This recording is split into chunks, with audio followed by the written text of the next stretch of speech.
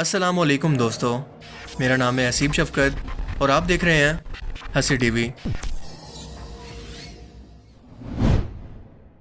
جادو اور جنات کا وجود، یہ دونوں چیزیں ایک دوسرے سے جڑی ہوئی ہیں، کیونکہ جادو یعنی ایسی چیز جو کہ اصل کے اندر ہوئی نہیں ہوتی لیکن نظر کا دھوکہ اسے حقیقت بنا کر دکھا دے، یا پھر شیطانی جنات کی مدد سے کسی انسان کو تکلیف کے اندر ڈالنا، یہ ایک حقیقت ہے جس کا وجود قرآن پاک اور حدیث مبارکہ سے ثابت ہے۔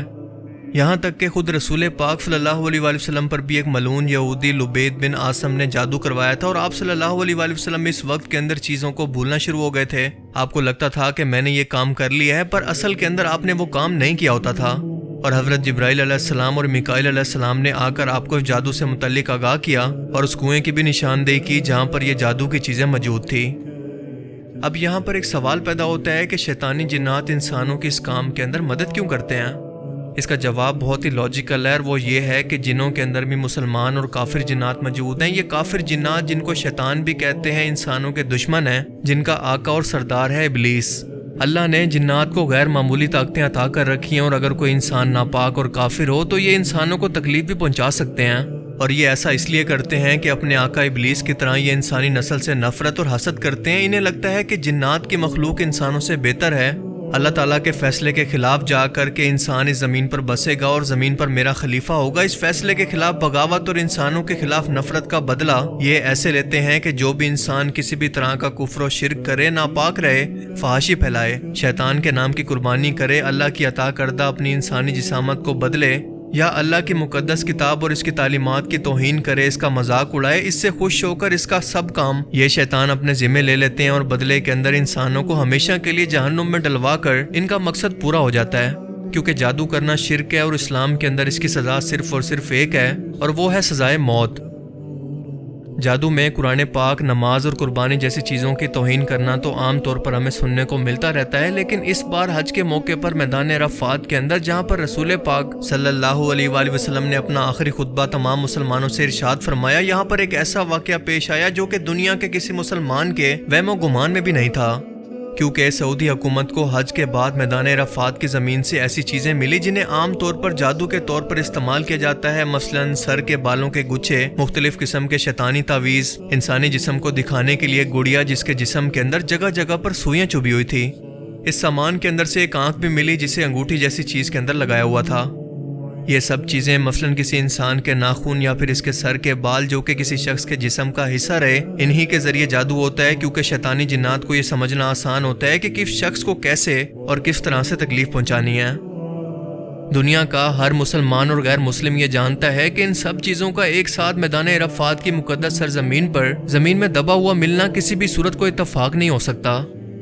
عام طور پر اس طرح کی چیزیں کسی شخص پر جادو کرنے کے لیے یا پھر اسے تکلیف پہنچانے کے لیے انجان اور ویران جگہوں، مثلاً قبرستان یا جنگلات وغیرہ کے اندر رکھی جاتی ہیں تاکہ کوئی بھی شخص وہاں پر پہنچ نہ پائے۔ پر اس جادوگر کا مقصد، جو کہ یقیناً کافر اور مشرک ہے، نہ صرف کسی شخص پر جادو کرنا تھا بلکہ اس مقدس جگہ کی اور اللہ کی ذات کی توہین کرنا بھی تھا، کیونکہ میدان عرفات وہ جگہ ہے جہاں پر اللہ تعالیٰ قیامت کے روز دنیا کے تمام انسانوں کو قبروں سے نکال کر ایک ہی جگہ پر اکٹھا کرے گا۔ ان کا حساب کتاب شروع ہوگا جب زمین کو کوٹ کوٹ کر بالکل ہموار کر دیا جائے گا، اور دنیا کے تمام انسان اسی ایک جگہ پر اکٹھے ہو جائیں گے۔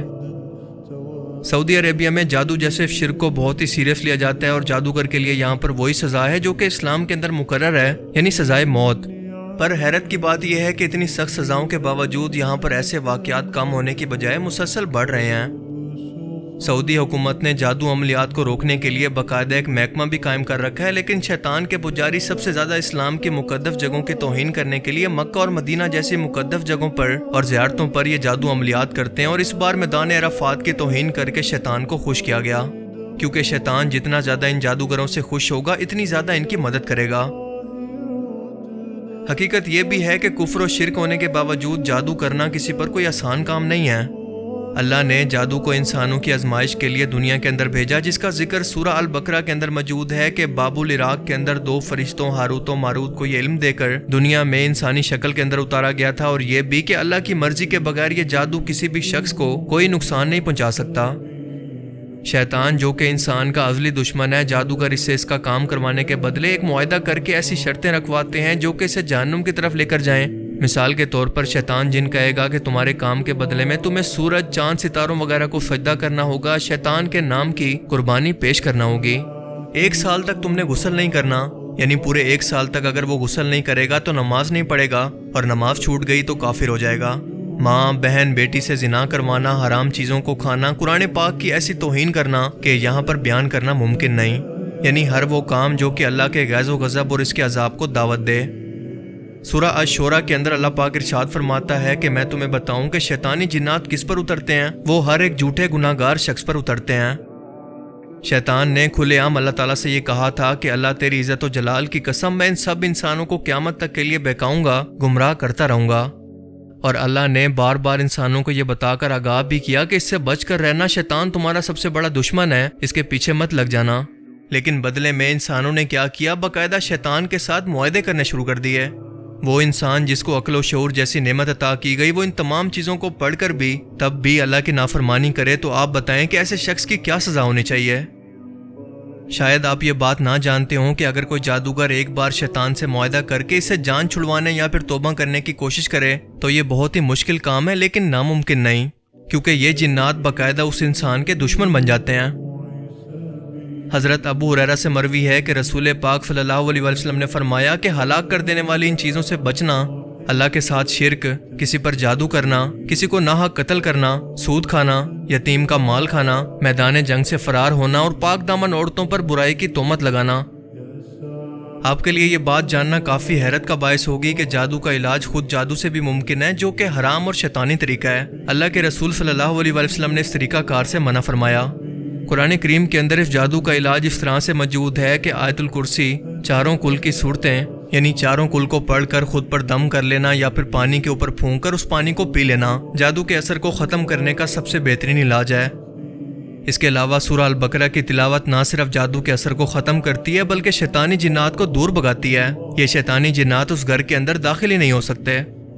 آسان الفاظ کے اندر وہ قرآنی آیات جن کے اندر اللہ کی بڑائی بیان کی گئی اور اس سے مدد طلب کی جائے، ایسی قرآنی آیات شیطانی جنات کو ہارٹ اٹیک کروانے کے لیے کافی ہیں، کیونکہ یہ شیطانی جنات وہاں پر جاتے ہیں جہاں پر ان کے رہنے کے لیے سازگار ماحول ہو، اور وہ جگہ ایسی ہو جہاں پر اللہ کا ذکر نہ ہوتا ہو بلکہ کوئی کفر و شرک ہوتا ہو، اور جس جگہ پر اللہ کا ذکر ہو یہ شیطانی جنات وہاں سے اس طرح سے بھاگتے ہیں۔ اللہ تعالیٰ ہمیں سمجھنے کی اور نیک عمل کرنے کی توفیق عطا فرمائے،